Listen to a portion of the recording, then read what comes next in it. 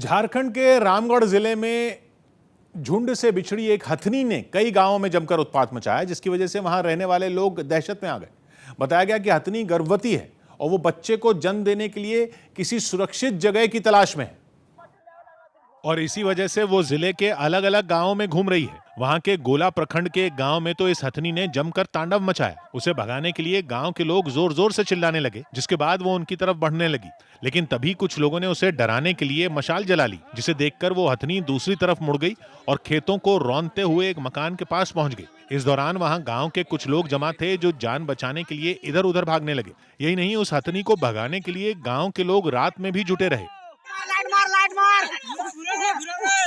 लेकिन तमाम कोशिश के बाद भी वो हथनी गांव से जाने को तैयार नहीं हुई। गांव वाले उसे बार बार भगाते और वो घूम फिर कर गांव में दोबारा लौट आती।